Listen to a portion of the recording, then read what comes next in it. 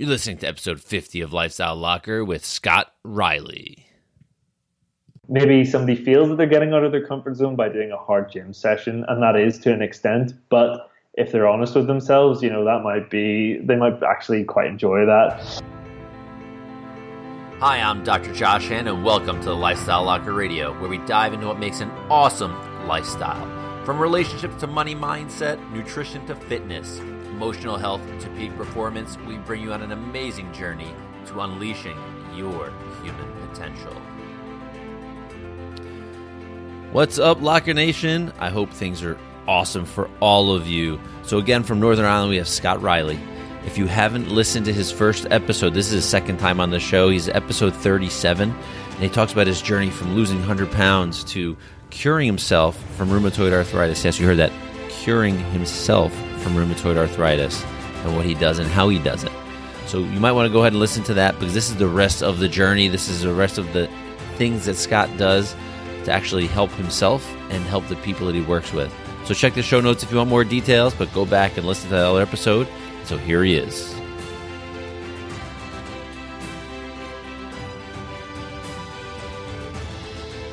All right, Locker Nation, we have with us again from Northern Ireland, Scott Riley. He was on episode 37, where we spoke about his journey to where he became today, this healthy, young, vibrant human being, which was 100 pounds overweight, not too in his far past.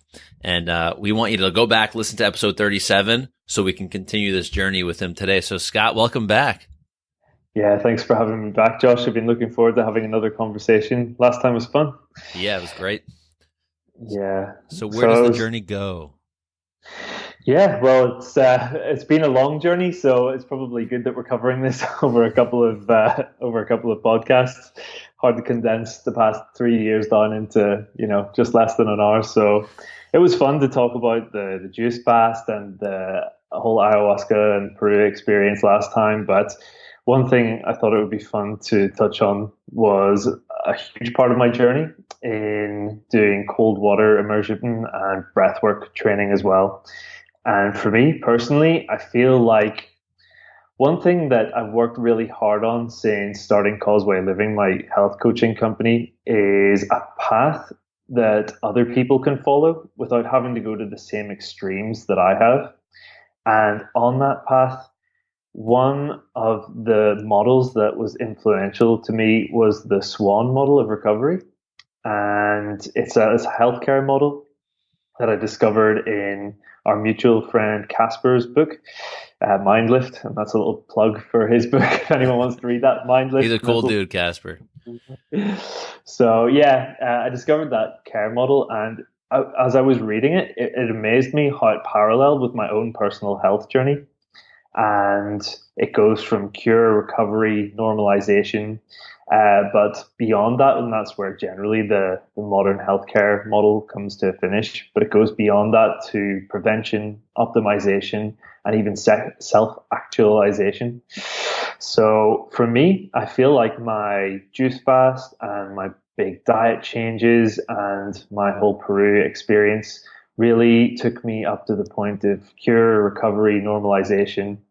And, it was actually maybe just over a year after my plant medicine experience in Peru that I discovered the Wim Hof method, which is a breathing method that combined with stretching and cold immersion training as well as a means of self-optimization. And so there was that aspect of it covered, but also the prevention aspect as well was important for me. And that's what stuck out for me in that care model, because there's a few people who have really benefited from using the Wim Hof method who suffer from rheumatoid arthritis, which was the chronic illness that I had as well. So whenever I'd heard this, and I saw a couple of podcasts online where Wim Hof, the Dutch superhuman himself, was talking about his method. And it's interesting, he'd probably scold me for calling him a superhuman, because he says what he can do, anyone can do. And that's true to an extent. I mean, he holds a lot of world records when it comes to cold immersion training and all of that. But anyone can learn his breathing method, and you can really achieve more than you thought possible with getting in and out of the cold water. And you even are well aware of that yourself, having done some breathwork training recently. And Yeah. I know you've had some good results with that. So that's good. So breathwork. I'm a super fan of breathwork, and it's been a short-lived journey for me so far with it, and I absolutely love it. The cold water immersion, which I want you to talk about, I'm not, with the picture we have on the podcast or on our website on Lifestyle Locker, we have you sitting in a bucket of ice. I mean, that looks like something like, someone just said, you know what, sit in here and we're just going to take like 100 pounds of ice or hundreds of pounds of ice. We're just going to fill it up and you can just kind of hang out and you got a big smile on your face. Right. So that's the picture I want to paint for people. So this journey and I want to maybe change a word, because you use the word prevention. And that means like we're inevitably going to get the disease. Mm-hmm. So think of it. I mean, you're a very proactive guy. So you're fighting to be healthy, so the disease doesn't even have an opportunity to show up, which is cool, right? So I want to just mindset for me and you, because you're not preventing something from happening. You're just being proactive. Absolutely. Yeah. And I think that's where even the next step comes in. Like on that care model, it talks about prevention and optimization. And maybe that optimization part is the more positive aspect of that. Yeah. Those two there. So totally. that's been really positive for me. And that's exactly what it has been. Even if you enter something with a prevention mindset, you can absolutely come out of it feeling optimized. You can enter something with a negative mindset and come out with it with, the very positive side of that. And that was very much the case for me, almost as much through the people I met doing the training. And this, again, I mean, one recurring theme throughout my whole health journey is how important other people have been through it and how important community has been through that. And it was really the guys that I met through doing the Wim Hof method and training in those breathwork practices and with the colds. It was those guys who really encouraged me to go on and start sharing my story about how I managed to recover from a condition that you're not supposed to recover from, how I went through this huge weight loss journey, this huge mental shift. And they, really inspired and encouraged me to use that to start helping other people. Because really, I did have the inspiration from that whenever I came back home from Peru, but I think it required that community around me to give me the confidence to really go out into the world and believe in myself that I could do it. And I can't tell you how happy I am with that decision now, seeing, dozens and if not more people out in the world whose lives have been changed, through coming to my retreats in Ireland. And, in their words, I would generally be a very humble person, but there's examples of people who've come to Ireland in their own words, having lost confidence in their body with their own health conditions, and I've had them climb up to the tallest mountain in Northern Ireland and get in and out of the cold streams here and go back home feeling like, they can do anything. And in that example in particular, the fellow I was talking about there who felt that he lacked confidence in his body went on to run a 10K race that he thought he never would again. So big shout out to Keith if you're listening to this as well. I mentioned this story before on the radio, and thought I'd give him a personal name check this time. Perfect. So this is pretty neat. So I know the audience that we're kind of shouting to right here, talking to.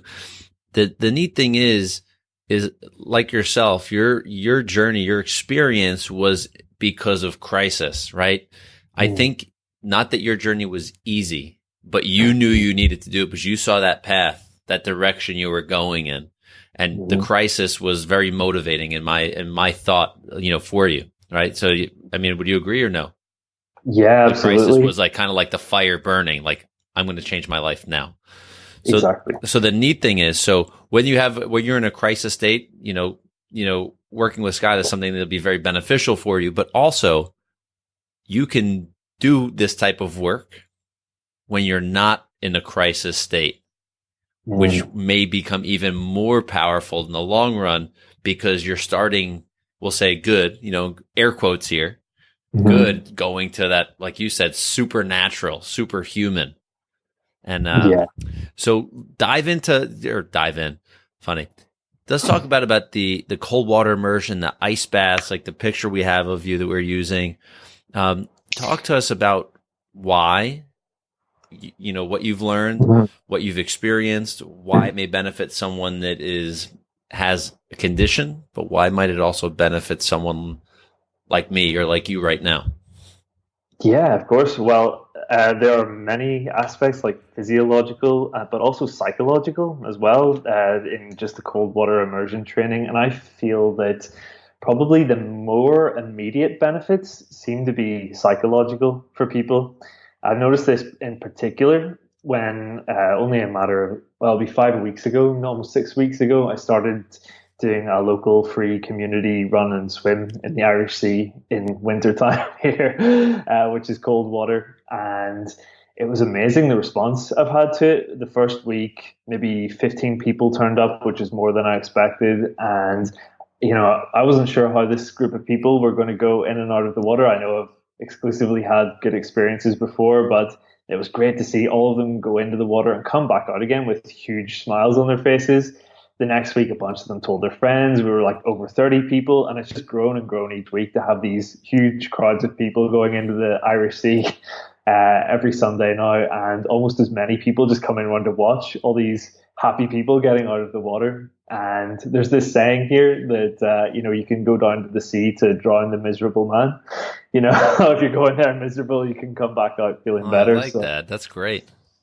Yeah, so there's a huge benefit in that, in also just proving to yourself that you're capable of achieving something that you're scared of. It's a chance to get outside of your comfort zone, and that's huge for people too. We live in a society that basically binges on comfort. I feel that no one wants to. Well, that's an exaggeration, but many people do not want to get outside of their comfort zone, and some people like to trick themselves that they're getting out of their comfort zone by, maybe somebody feels that they're getting out of their comfort zone by doing a hard gym session, and that is to an extent, but if they're honest with themselves, they might actually quite enjoy that. Something like the cold water, that's really taking up most people outside of their comfort zones, and then the huge benefits that can come from that, really, to expand your comfort zone, do something that you're scared of, and how that can actually apply to other circumstances in your life whenever they come up, rather like more practical things, maybe in a work situation or in relationships or in that kind of aspect as well. So people obviously in Northern Ireland can jump in that, frigid water. I was in the southern part of Ireland last summer and, with a jacket on and everything. And, put my hands, we went to a beach, it was beautiful. I put my hands in the water. I'm like, holy cow, this is colder than I would have even imagined. So being me, that I'm not going to fly to Ireland every time I want to jump in water.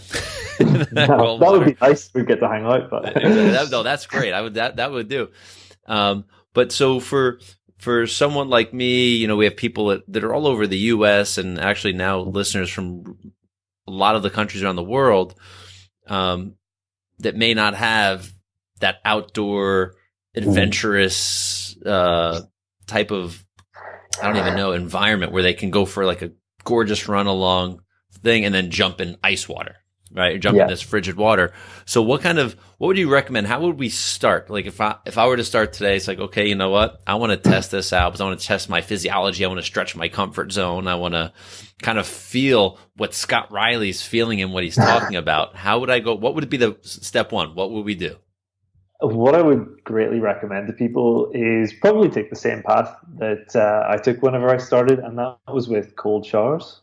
So just at the end of, whenever you're getting a shower in the morning, just instead of building up this great fear level in your head of having to like jump into a cold shower and then having to jump back out of it and slip and then it becomes dangerous, I would say just go for, a normal shower and then just turn it cold for like 30 seconds at the end. And like full cold, like turn the hot completely off. Turn that sucker completely off, goes full cold, and and I would highly recommend that to start with at least. If somebody wants to take like a practical, let's maybe issue a bit of a challenge to Lifestyle Locker Nation out there and anyone who wants to get into the cold training. Let's do that for a week. Let's go in at the end of your morning shower, just turn it cold for 30 seconds, get used to that over a week, and when you're ready to step it up a level, just go full cold, go straight into the cold then, because you'll know what it's like. The shock element will be taken away to some degree by that first week of training, and then build up your time in the subsequent weeks. Really, you're going to be getting the benefits of that, even in a warmer country. If it feels cold, it's cold. It will get, if it gets really cold and, proper ice bath levels, there are like benefits to that. But as long as you're feeling especially in the psychological aspect of it, if it feels cold to you and you're getting outside of your comfort zone, that's an excellent start. So I would very highly suggest people start there. So this is neat. So, and this is the word of warning to everybody. If you have a roommate or a spouse and the bathroom is really close to the bedroom and you're doing this like me, you're doing this at like 5:30 in the morning or 5 in the morning, you might want to put duct tape over your mouth or something over your hand, because when that cold water hits you the first time, I'm a New Yorker, so all the good 4-letter New York words are going to start to come out of your mouth, when you're like, when that water hits you. But I can tell you this, I've been dabbling in and out, not as frequently, obviously, as you, Scott, with cold water.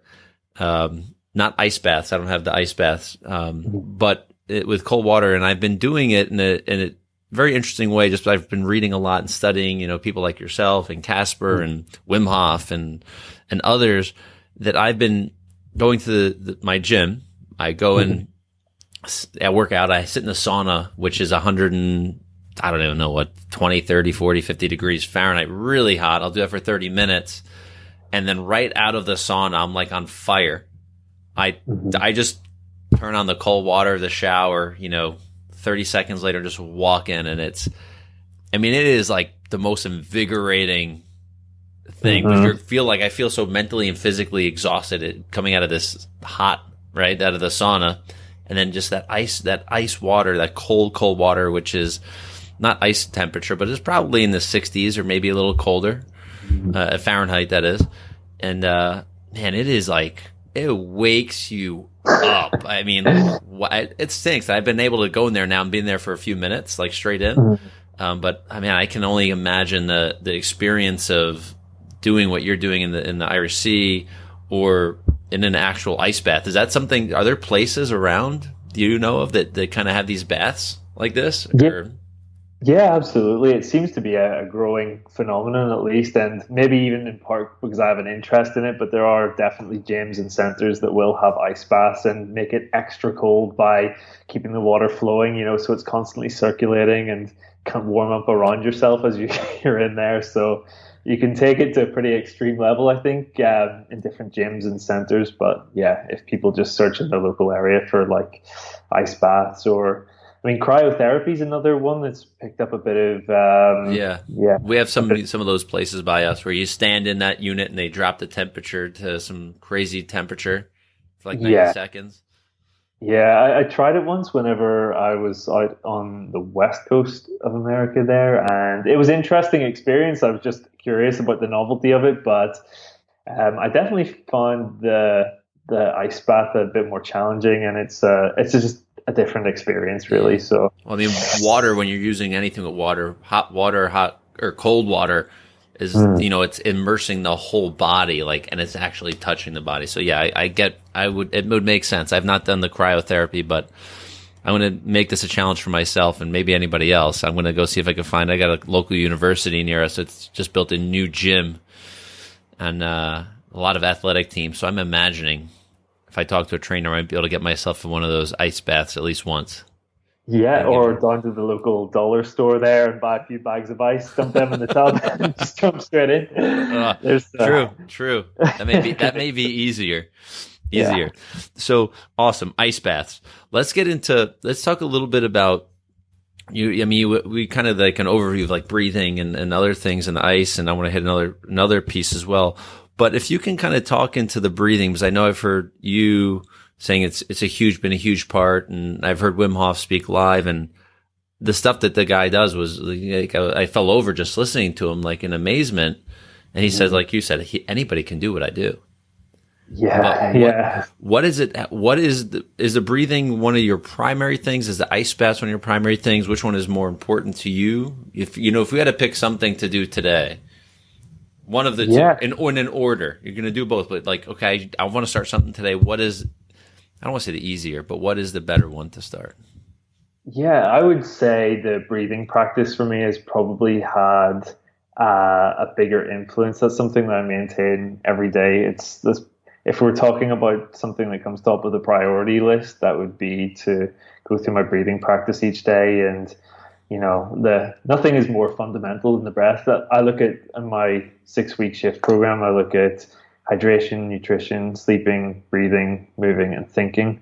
And all of those things, you can't go too long without doing any of them in order to survive. But the most fundamental one is breathing. You can't go very long without breathing and still survive. So, as it's probably the most fundamental thing to life, and it's what starts life and what ends life. I think that's probably the most key thing to me, and having a daily practice in that through something like the Wim Hof method. And there are plenty of other really beneficial methods out there, like Buteyko and another Irishman, the Oxygen Advantage.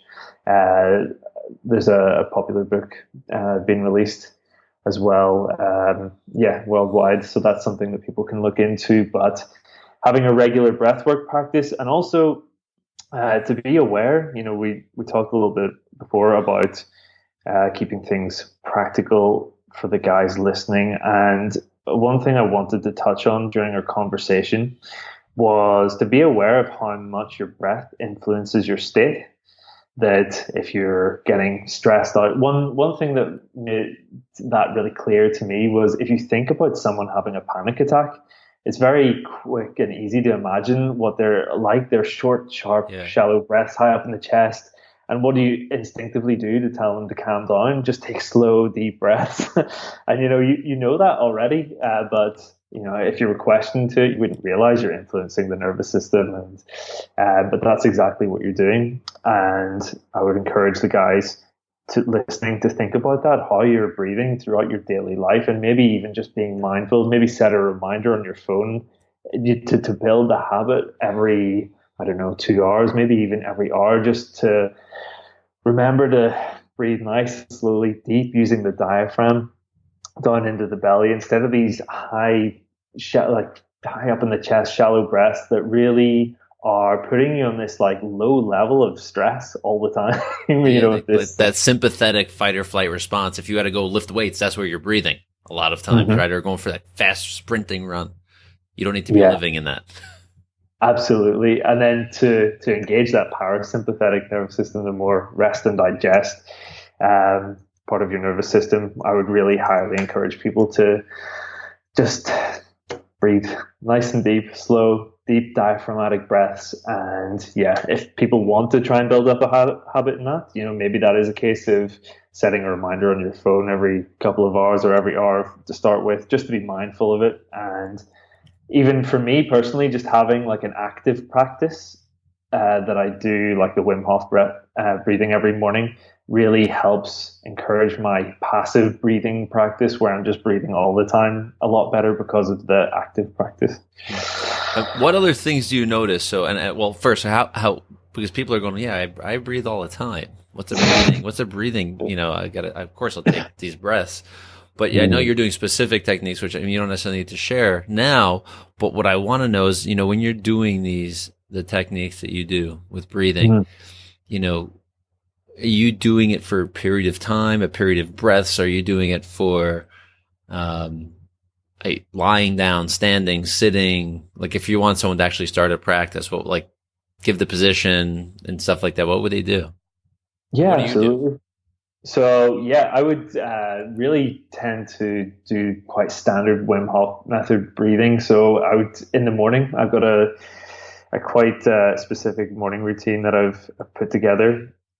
I'll get up nice and early and begin with the breathing practice. So I'll take 30 to 40 deep diaphragmatic breaths. I will hold my breath on the final exhale until I feel the need to breathe in again without straining too much.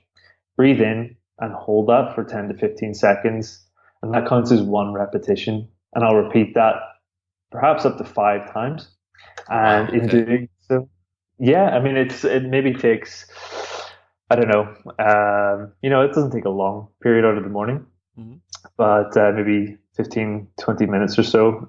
But the benefits for me are huge. And at the end of that, at the end of the period of breathing, I'll do maybe 10, 15 minutes meditation, maybe longer, depending on how I'm feeling, as the mindset that you get into after doing that breathing practice.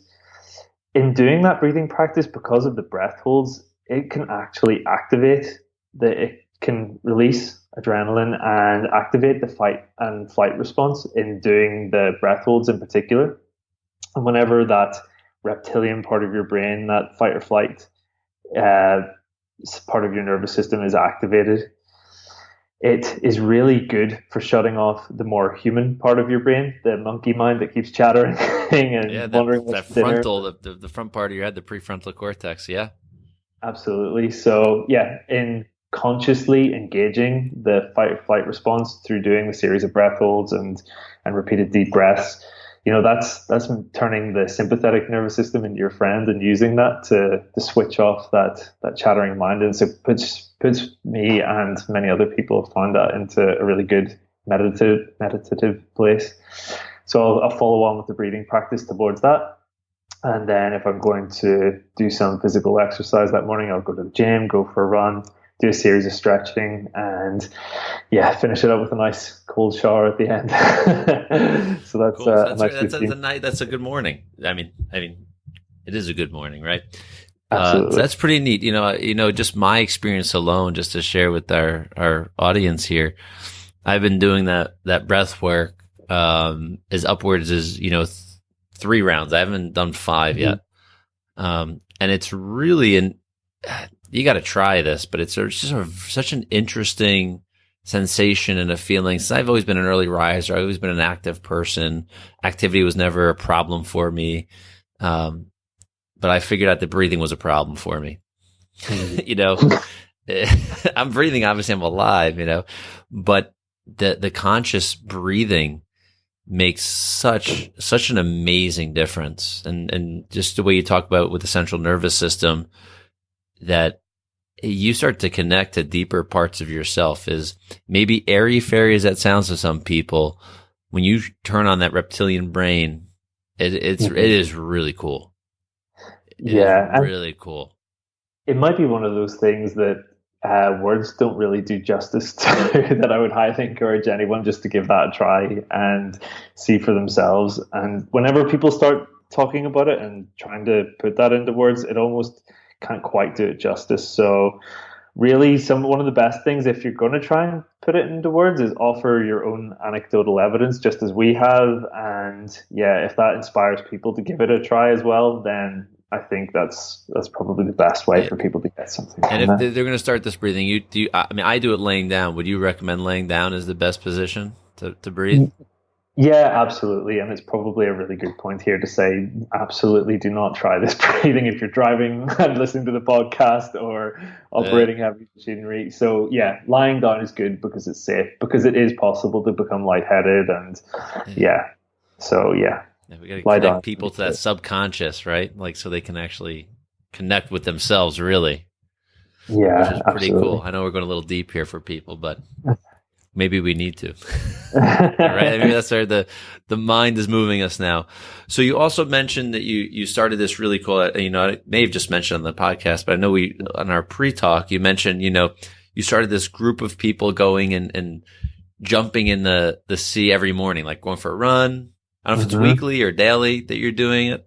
But you have this community of people that you've created in your hometown that are showing up to actually jump in this frigid water with you after a nice run.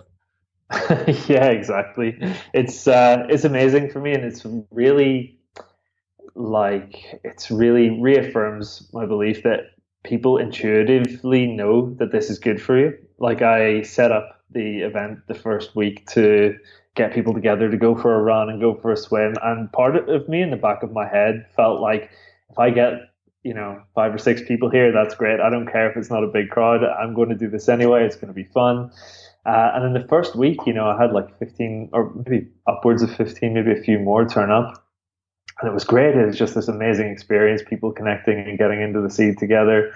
And yeah, they all told their friends and more people heard about it and people passing by and watching were coming down. And now we're just getting these huge crowds of people every week to come and get into the Irish Sea together. And I would, if anyone wants to see any of those pictures, they're quite entertaining. If you want to go to Causeway Living on any of the social media sites, Facebook, Twitter, or Instagram, you can see all of that good stuff. But it'll absolutely be continuing throughout the winter. So for any local people listening, do come on down. I know most of your listeners are based in the US, but by all means, you want to get a little following out there.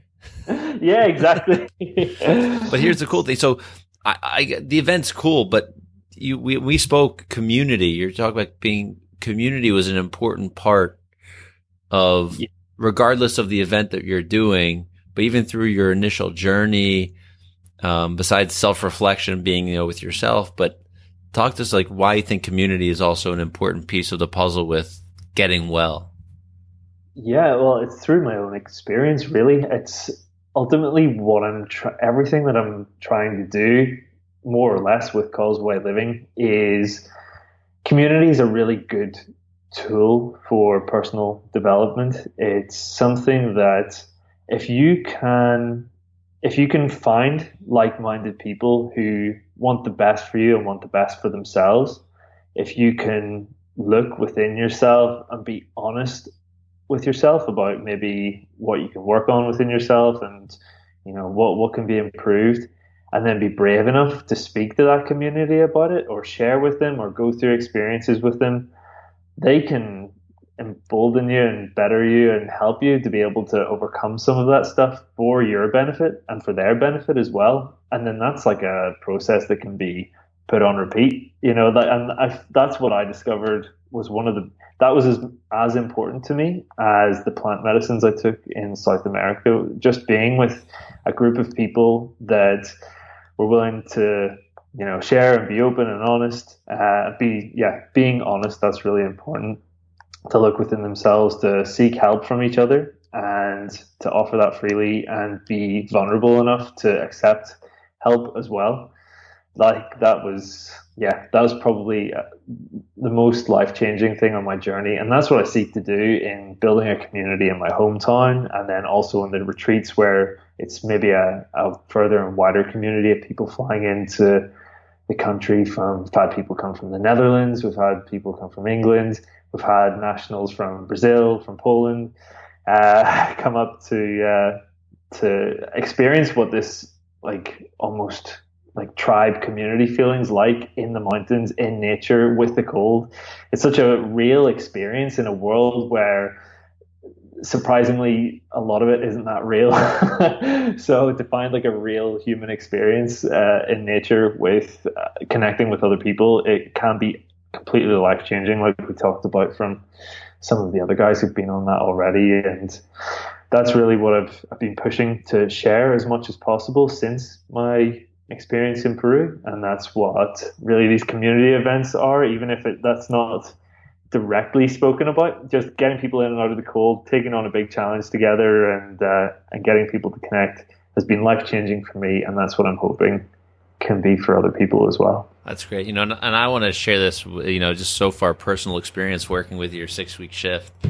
It's pretty cool stuff. I mean, I can only imagine the we have our online community, but I can only imagine now, if I were to jump into Northern Ireland and play, do this type of event, I can see the power, I can see it in the online world. So I can only imagine the human experience being so much more powerful. I think I'm doing phase 1, if you will, right? There is definitely a structure of things here. Yeah. I mean, people who get interested in the online course may in future, if they enjoy that, come to Ireland for the full outdoor experience as well. And yeah, that's something that maybe we'll have you over here someday soon, Josh. Yeah, I think that might be in my future, without a doubt. So if we were to give just a few things, I know we've hit a lot of different things, so I just want to kind of review for 2 seconds, and I'll let you run again. We want people to start maybe giving this cold water, whether it's a bath, a shower, jumping in the North Irish Sea. Give this a chance. Give this a shot. See how you can stretch your comfort zone a little bit. Talk about breathing and actually maybe creating something you can do on a daily basis. But you got to start at day one, right? Me and you can talk all day about these amazing experiences and these amazing things we see in my patients and your clients that you work with. But if you're not actually willing to take the step, what is this knowledge worth to you at this point, right? It's like, oh, it's just words.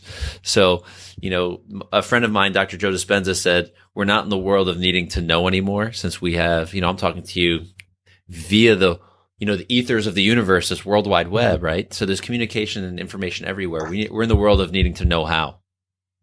Yeah, and the how absolutely. Is what you're doing with your people, what you're doing with your online community, and I want people to actually start doing, which is so important. I can't push anybody through the computer here, but I'll tell you that my experiences and all the work I've been doing and the work what we've done with Scott is worth doing. Is worth giving it a shot, because it may just change your life. Absolutely, and that's what I feel speaks the most. The people that have been through these programs and retreats and really have enacted real change in their lives, like it's really there, the before and after, and I hope that's sufficient to inspire people to actually do, like you were saying, to go out there and actually do these things for themselves. So any final words, Scott? Yeah, absolutely. Just as we touched on in the conversation, I would encourage all the listeners to this to finish off their next shower by turning it cold, for 30 seconds, see how that feels. If you're being really brave, try that for a week and see if you can feel the benefit from doing that. And if you really are feeling better from it, just keep stepping it up a level, go straight into the cold the week afterwards and build up from there. Maybe you'll be sitting in an ice bath with a big smile on your face as well sometime. I'd like to think I could do that myself at some point. Yeah, absolutely. And the breathing that we talked about, definitely check that out online. You can go to causewayliving.com and find out a little bit more information about that as well. But I would encourage people to do that. And then also to think about not just an active breathing practice like we talked about every morning for a certain period of time, but also just how you're breathing throughout the day, rather than getting into this low level, stressful, sympathetic nervous system state, just to really slow down those breaths throughout the day. And that's something that people can try and be mindful of throughout their day as well. That would mean a lot. And last but not least, I think probably the most important thing to me, at least anyway, and that I could share with people is this sense of community. So if you want to start getting into cold showers and doing some breath work training, I would say that accountability is an excellent way of keeping you on that. So that's very much built into community. Find other people who are interested in doing the same and stick with it. It's very much easier whenever you have to report into somebody each day or each week. And if you have to tell them whether you've done it or not, that's a good way of harnessing your ego to make you do it. So that can be a way to help people stick to that and actually do the thing and feel the benefits of it.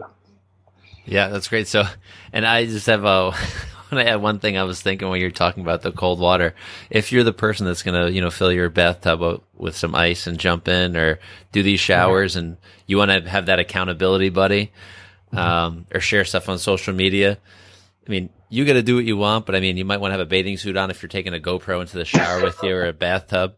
Yeah, it's a good call. It could be comical, but I mean, it may also create some great conversations with your friends, and then you may have other people you may be able to influence their lives a little bit to be better people, to make a healthy change, to do things like that Scott is talking about. And on that note, I may actually think about doing that with a GoPro in a bathtub, and I have to send that video to you. So I can make it in. Sounds like fun.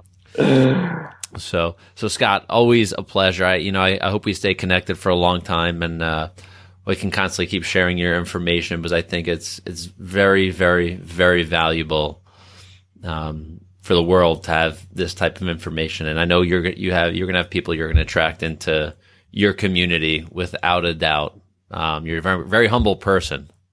I'm not sure if that was you before the 100-pound weight loss and everything, but you're just, speaking to you via Skype this way is pretty, you're a good dude, man. I appreciate you. Likewise, Josh. Thanks very much again for the conversation today. It was a lot of fun.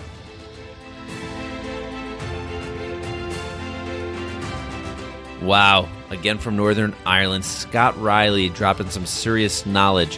What a serious guy, right? He's actually a fun-loving guy, but he's very serious on the podcast, and I think it's so cool, because looking at him and working with him myself on this 6-week shift and the transitions that I see, I think all of us should take the next step. Give the cold showers a shot. Give the breathing exercises a shot. When you go to lifestylelocker.com and look at his show notes, you'll be able to connect with him directly and see if you want to participate even more. So for those of you that are going to do the cold water challenge, try it for a week, and then try it for another week, and do exactly what he said. And if you're going to film it, please share it with us on lifestylelocker.com, or actually share it with us on Facebook. Tag us. I'd love to see some of these videos that are going to come up. Make sure they're rated PG. I don't feel like being kicked off of social media. Thank you very much. And for my buddy John, the trainer, you know who I'm talking about, John. I want to head over to your state-of-the-art facility at the university and jump into an ice bath soon, before it gets too cold here in the Northeast. So, love and appreciate y'all. Excited to see what's coming next with all of you and your health. I love watching you unleash your human potential. This is Dr. Josh. I'm out.